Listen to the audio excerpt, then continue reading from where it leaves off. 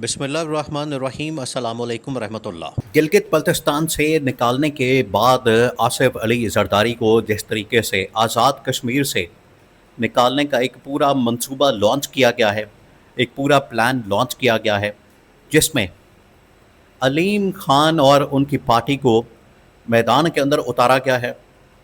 इससे पहले गिलगित के अंदर जिस तरीके से उतारा गया, उससे कैटेगोरिकली पैगाम इस्टेब्लिशमेंट की जानिब से आसिफ अली जरदारी को पहुंचा दिया गया। अब आसिफ अली जरदारी जो कि गिलगित बल्तिस्तान की गवर्नमेंट हासिल करने के लिए बड़ा बेताब था, आज़ाद कश्मीर की गवर्नमेंट, असल में ये एक डील हो रही थी। देखिए, ये इनके दरमियान एक डील हो रही थी, पैचअप हो रहा था, जो कि पॉसिबल नहीं हो सका, जिसके बाद फिर आसिफ अली जरदारी के खिलाफ घेरा तंग किया जा रहा है। और अब एक बहुत बड़ी डेवलपमेंट हुई, बहुत बड़ी, ये इतनी बड़ी डेवलपमेंट हुई कि इससे आपके रोंगटे खड़े हो जाएंगे और इस्टेब्लिशमेंट ने इनके परख से उड़ा दिया। अब डेवलपमेंट क्या हुई? डेवलपमेंट ये हुई है कि अब आसिफ अली जरदारी ने सरेंडर करने का फ़ैसला कर लिया और शहबाज शरीफ के साथ रब्ता किया। शहबाज शरीफ के साथ रब्ता करके उनको पैगाम कन्वे किया। वो पैगाम बहुत अहम है। वो जो मैसेज कन्वे किया गया है, वो जो पैगाम कन्वे किया गया है, वो बहुत अहम है। उसके अंदर ही सारी की सारी आज के मौजूदा सेटअप के मतलब, निज़ाम के मतलब और अगले मंजरनामे के मतलब सारी की सारी हकीकत मौजूद है, सारे के सारे मामलात मौजूद हैं। आगे क्या होने जा रहे हैं, आगे किस तरह से होने जा रहे हैं, ये तमाम चीज़ें इसके अंदर शामिल कर दी गई है। अब होने क्या जा रहा है, देखिए, आपने इसको समझना। आसिफ अली जरदारी ने सरेंडर करने का फ़ैसला किया। क्यों किया? गिलगित बल्तिस्तान के अंदर, आज़ाद कश्मीर के अंदर जरदारी असल में इस्टेब्लिशमेंट के साथ एक डील बना रहा था। इस्टेब्लिशमेंट भी उनको ऑफ़र दे रही थी, आगे से जरदारी की जानिब से भी ऑफ़र आ रही थी। इस्टेब्लिशमेंट ये कह रही थी कि आप गिलगित के अंदर अगर गवर्नमेंट लेना चाहते हैं, आप आज़ाद कश्मीर के अंदर अगर गवर्नमेंट लेना चाहते हैं तो ठीक है, ले लें, लेकिन उसके बदले में आपको 28वीं तरमीम करनी पड़ेगी। उसके बदले में आपको NFC अवार्ड को चेंज करना पड़ेगा। उसके बदले में आपको 18वीं तरमीम ख़त्म करनी पड़ेगी। ये हैं वो कंडीशंस, ये हैं वो शराइत। आप इनको मान लें, तस्लीम कर लें, इनको एक्सेप्ट कर लें, हम भी आपके साथ डील कर लेंगे। गिलगित बल्तिस्तान की गवर्नमेंट आपको दे देंगे, आज़ाद कश्मीर की गवर्नमेंट दे देंगे।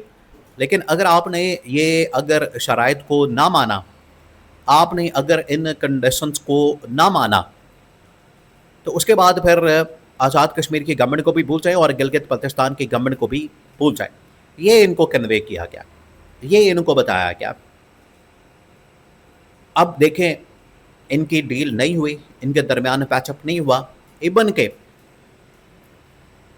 सदारत के ओहदे के ऊपर भी नेगोशिएट किया जा रहा था कि अगर ये ओहदा इस्टेब्लिशमेंट के हवाले कर दिया जाए, अगर ये ओहदा इस्टेब्लिशमेंट को दे दिया जाए और इस्टेब्लिशमेंट जनरल आसिम वहाँ पर आके सदारत का ओहदा संभाल लें, तो उसके बदले में जो ये गिलगित की गवर्नमेंट, आज़ाद कश्मीर की गवर्नमेंट और सिंध की गवर्नमेंट भी आपके पास रहेगी, आपके पास बलूचिस्तान की गवर्नमेंट भी रहेगी, KP के अंदर आपका गवर्नर, पंजाब के अंदर आपका गवर्नर रहेगा। यानी ये एक पूरी डील थी।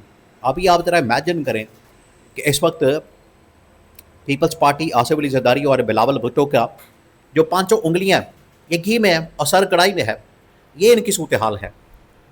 इनकी मौतें लगी हुई हैं।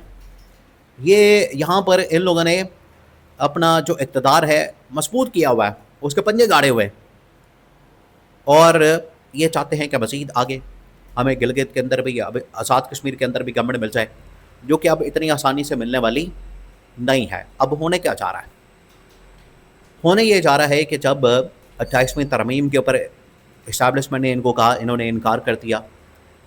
सदारत का ओहदा देने के ऊपर जब कहा तो इन्होंने इनकार कर दिया। बिल्कुल उसी तरीके से NFC अवार्ड, फिर उसके बाद 18वीं तरमीम के ख़ात्मे के ऊपर जब पीपल्स पार्टी को कहा गया, इन्होंने इनकार कर दिया। तो अब रिएक्शन सामने आ रहा है। अब फिर इस्टेब्लिशमेंट भी पीछे हट गई। इस्टेब्लिशमेंट ने भी आखिरकार इनकार कर दिया कि ठीक है, आपने अगर बात नहीं मानी तो हम भी आपको गिलगित की गवर्नमेंट या आज़ाद कश्मीर की गवर्नमेंट नहीं देंगे।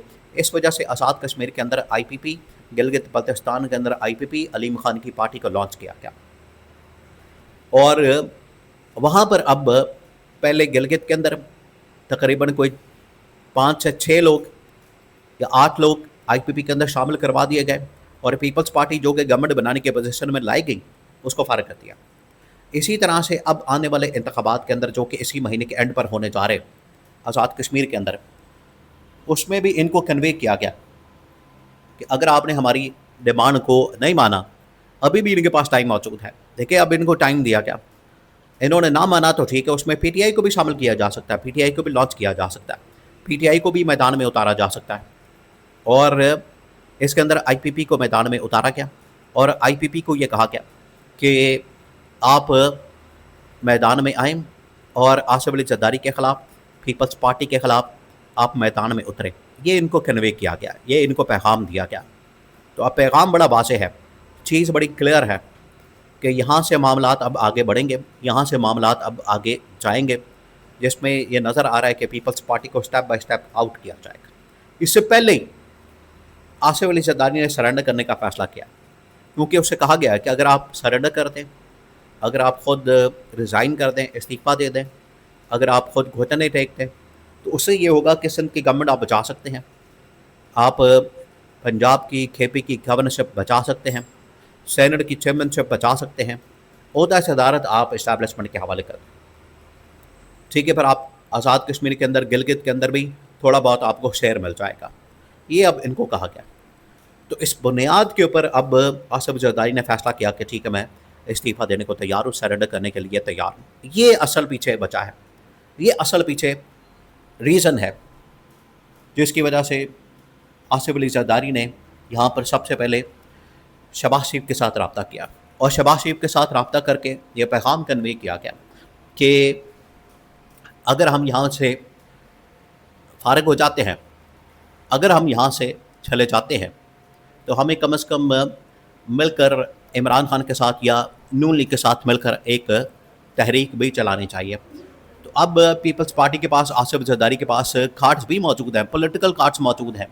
ये पॉलिटिकल कार्ड्स ज़ाहिरी बात है ये इसी वजह से चलाने का, इनको इस्तेमाल करने का फ़ैसला किया गया, क्योंकि अब आसिफ जरदारी को पता चल गया वो चारों तरफ से घिर चुका है, चारों तरफ से इसके गिरद घेरा तंग कर दिया गया है, उसको पता लग गया। तो ये सरेंडर करना, घुटने टेकना, इस्तीफ़ा देना और रिज़ाइन करना और शहबाज शरीफ को कन्वे करना, ये इस बात का सबूत है कि अब तमाम ऑप्शन, तमाम के तमाम कार्ड्स जो इन्होंने खेलने थे ख़त्म हो गए। अब इनके पास कोई चारा नहीं। और ये जिस तरीके से आए थे, जो इन्होंने अवाम का मैंडेट चोरी किया, अवाम का मैंडेट लूटा, अवाम का मैंडेट लूट के इस्टेब्लिशमेंट के कंधों पर चढ़ कर आए थे, अब उसी तरह से रुस्वा करके, बेइज्जत करके, उसी तरह से बदनामी के साथ इनको घर भेजने का फ़ैसला किया गया है।